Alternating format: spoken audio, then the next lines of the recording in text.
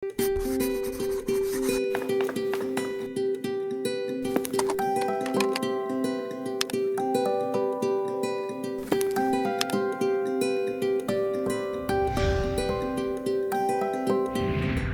dan salam sejahtera buat semua. Saya Putri Aisyah dan kita bertemu lagi dalam episod Lahirnya Sebuah Negara Baharu. Belenggu penjajahan telah memberi kesedaran kepada rakyat tentang betapa pentingnya kemerdekaan tanah air. Bagi mencapai hasrat ini, rakyat dan pemimpin telah sama-sama berganding bahu bagi menuntut kemerdekaan. Tanpa usaha dan kerjasama kedua-dua belah pihak, pasti negara kita tidak akan mencapai kemerdekaan. Untuk menghargai kemerdekaan yang kita kecapi pada hari ini, kita patutlah mengetahui sejarah dan jasa tokoh-tokoh yang telah berjuang bagi memperjuangkan kemerdekaan.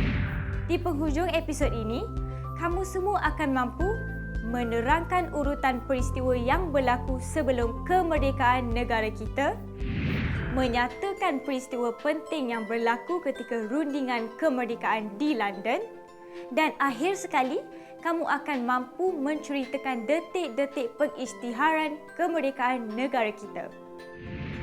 Sebelum kita membincangkan topik ini secara panjang lebar, mari kita kaji urutan peristiwa yang telah berlaku sebelum tercapainya kemerdekaan negara kita pada 31 Ogos 1957.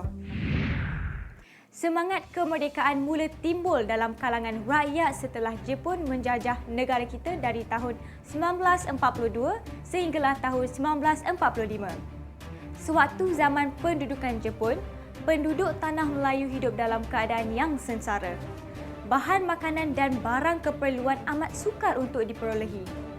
Selain itu, rakyat sering menjadi mangsa kekejaman tentera Jepun.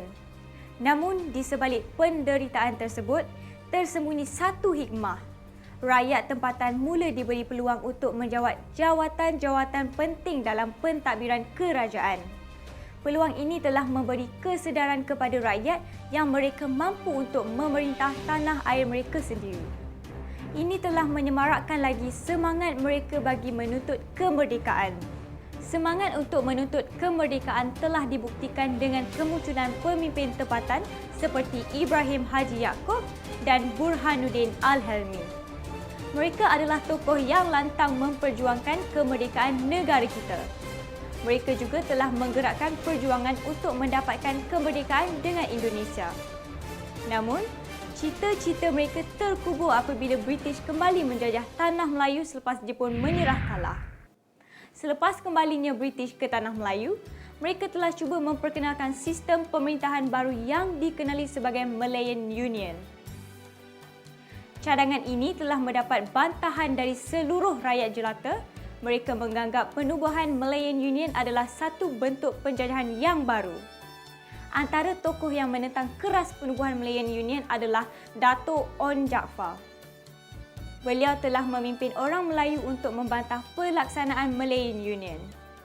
Hasil kepimpinan beliau, United Malays National Organisation atau UMNO telah ditubuhkan pada tahun 1946 bagi menentang gagasan Malayan Union.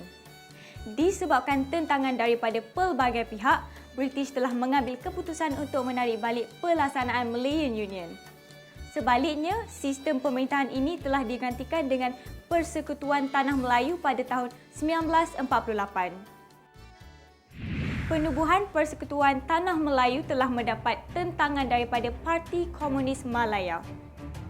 Mereka telah melakukan pelbagai keganasan seperti membunuh, memusnahkan lumbung biji timar dan ladang getah sebagai tanda penentangan mereka.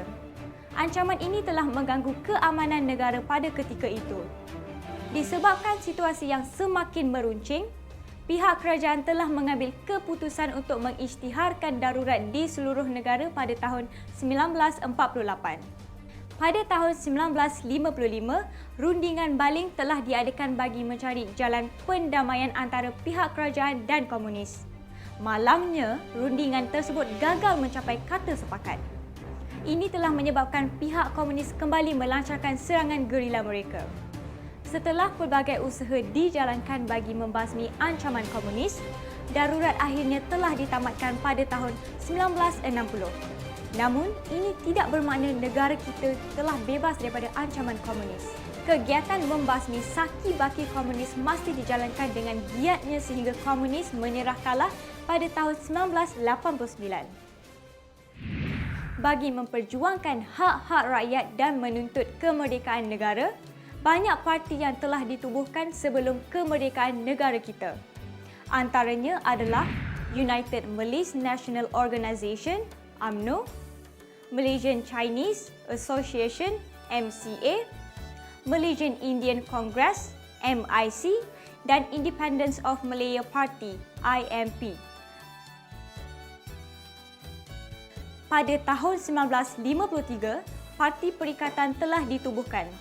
Ia telah dianggotai oleh UMNO, MCA dan MIC. Tujuan mereka bergabung adalah bagi memupuk kerjasama kaum ke arah mencapai kemerdekaan. Bagi mengorak langkah ke arah kemerdekaan, semua parti-parti wujud ketika itu telah menuntut untuk mengadakan pilihan raya. Pada tahun 1955, pilihan raya yang pertama di negara telah pun dijalankan. Dalam pilihan raya tersebut, Parti Perikatan telah mendapat sokongan besar daripada rakyat. Sebagai penghormatan, Tunku Abdul Rahman yang juga Ketua Parti Perikatan telah dilantik menjadi Ketua Menteri.